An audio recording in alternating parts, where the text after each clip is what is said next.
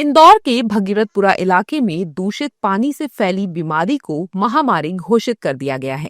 अब तक 15 से ज्यादा लोगों की मौत के बाद केंद्र और राज्य सरकार की विशेष टीमें जांच में जुटी हैं। प्रभावित इलाके में नर्मदा जल सप्लाई बंद कर दी गई है और टैंकरों से पानी दिया जा रहा है। घर घर सर्वे, क्लोरीनेशन और मुफ्त इलाज की व्यवस्था की गई है। इस पूरी घटना में राजनीति भी हो रही है। विपक्षी नेता लगातार राज्य सरकार और इंदौर प्रशासन पर हमलावर हैं। साथ ही मंत्री कैलाश विजयवर्गीय के इस्तीफे की मांग कर रहे हैं। ये 17 मौत नहीं हुई है, मौत 30 से ज्यादा हुई है। चूंकि प्रशासन और भारतीय जनता पार्टी के गुंडे वहां जाकर अवलोकन करने से मीडिया को रोकते हैं।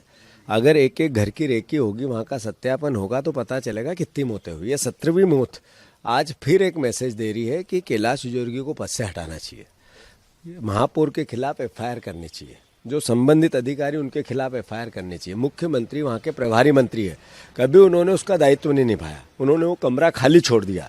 तो उनको भी अपने धर्म की मन में भावना आनी चाहिए। उन्होंने भी कोई कोर कसर इंदौर को बिगाड़ने में नहीं छोड़ी है हमारे मुख्यमंत्री मोहन यादव ने। जबकि विपक्ष की मांगों पर एनडीए नेताओं की प्रतिक्रियाएं आ रही हैं और वे बेंगलुरु की भगदड़ याद दिलाकर पलटवार कर रहे हैं। जिन पे कार्रवाई होना थी उन पे कार्रवाई भी हो गई और जिन पे होना होगी और कार्रवाई होगी। कांग्रेस 11 तारीख को घेराव करने जा रही है। रोज कर रही है कांग्रेस घेराव, करे, लेकिन सरकार पूरी तरह से गंभीर है। हमारे मुख्यमंत्री जी के नेतृत्व में मुझे लगता है कि हर ऐसे विषय पर, घटनाक्रम पर बहुत गंभीरता से निर्णय लिया जाता है। इंदौर में अगर लोगों की मौतें हुई, लोग बीमार हुए, तो कठोर कदम उठाए गए। अनेक लोगों के खिलाफ दंडात्मक कार्रवाई हुई है। अब ये बेंगलुरु जो कहीं ना कहीं एक ऐसे उथल पुथल के दौर से गुजर रहा है, जहां डीके शिवकुमार और सिद्धारमैया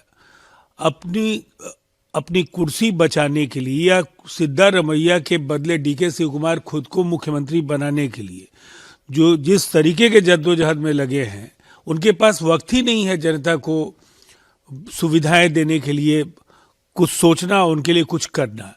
और इसी की परिणति है। गंभीर कदम उठाया जाना चाहिए और दोषियों के खिलाफ कार्रवाई होनी चाहिए।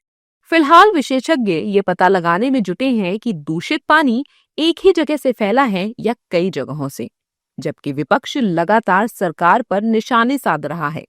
जबकि सरकार हालात को काबू में करने का दावा कर रही है। जांच रिपोर्ट आने तक प्रभावित इलाके में नर्मदा जल सप्लाई पूरी तरह बंद रहेगी। जब तक विशेषज्ञ प्रमाणित नहीं करेंगे कि पाइपलाइन पूरी तरह सुरक्षित और साफ है, तब तक पानी नहीं छोड़ा जाएगा और लोगों को पानी टैंकर से ही दिया जाएगा।